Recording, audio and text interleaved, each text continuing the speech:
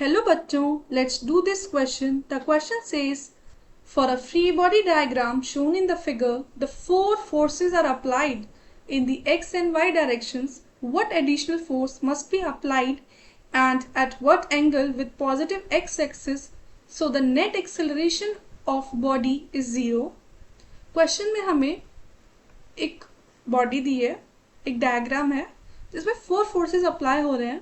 हमें बताना है कि हमें किस डायरेक्शन में और कितने मैग्नीट्यूड का फोर्स लगाना चाहिए ताकि ये जो हमारी बॉडी है वो मूव ना करे, इसमें कुछ भी एक्सेलरेशन ना हो. की कंसेप्ट, अगर कोई ब्लॉक है मान लीजिए, उसमें हम इस डायरेक्शन में फोर्स अप्लाई कर रहे हैं, एफ नेट फोर्स जो इस डायरेक्शन में अप्लाई हो रहा है. अगर इस ब्लॉक को हम स्टेशनरी रखना चाहते हैं, ये मूव ना करे, इसके अंदर कोई भी एक्सेलरेशन ना हो, तो हमें एफ नेट के अपोजिट डायरेक्शन में सेम मैग्नीट्यूड का फोर्स लगाना चाहिए ताकि जो हमारा ब्लॉक है वो स्टेशनरी रहे, वो मूव ना करे, उसमें कुछ भी एक्सेलरेशन ना हो. अगर कोई वेक्टर है, मान लीजिए v vector equals to A I cap plus B J cap. अगर हमें इस वेक्टर का मैग्नीट्यूड निकालना है तो वो होता है under the root A square plus B square. ये होता है मैग्नीट्यूड ऑफ अ वेक्टर. अब हम क्वेश्चन में देखते हैं कि क्वेश्चन में हमें एक डायग्राम गिवन है. ये हमारी एक्स एक्सिस है, ये हमारी वाई एक्सिस है.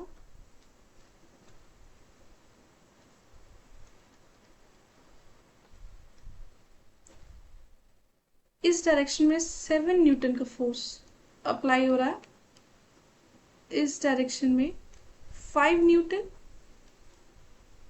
इस डायरेक्शन में 6 न्यूटन और इस डायरेक्शन में 8 न्यूटन का फोर्स अप्लाई हो रहा है. तो हम सबसे पहले एफ नेट निकालते हैं. F vector equals to F X I cap plus F Y J cap. F vector equals to X direction के पहले फोर्सेस देख लेते हैं. 5 न्यूटन जो फोर्स है वो पॉजिटिव एक्स डायरेक्शन में है, तो 5. 6 न्यूटन नेगेटिव एक्स डायरेक्शन में है तो -6 लेंगे. आई कैप वाई डायरेक्शन के लिए भी same, 7 Newton positive and 8 Newton negative. तो जो हमारा एफ नेट आएगा वो क्या आ रहा है, F net equals to minus I cap minus J cap. ये हमारा एफ नेट आ रहा है. इसका मतलब जो हमारा नेट फोर्स है वो इस डायरेक्शन में लग रहा है, एफ. इसका मैग्नीट्यूड निकाल लेते हैं, नेट फोर्स का magnitude. Magnitude of F vector equals to under the root -1 square plus -1 square equals to under the root 2 newton. Magnitude आ गया हमारा. अगर हमें अपनी जो ये बॉडी है इसको नेट एक्सेलरेशन 0 चाहिए, तो जो हमारा नेट फोर्स आया है इसके जस्ट अपोजिट हमें अपना फोर्स अप्लाई करना होगा. Let's say F force apply करना होगा इसके जस्ट अपोजिट में.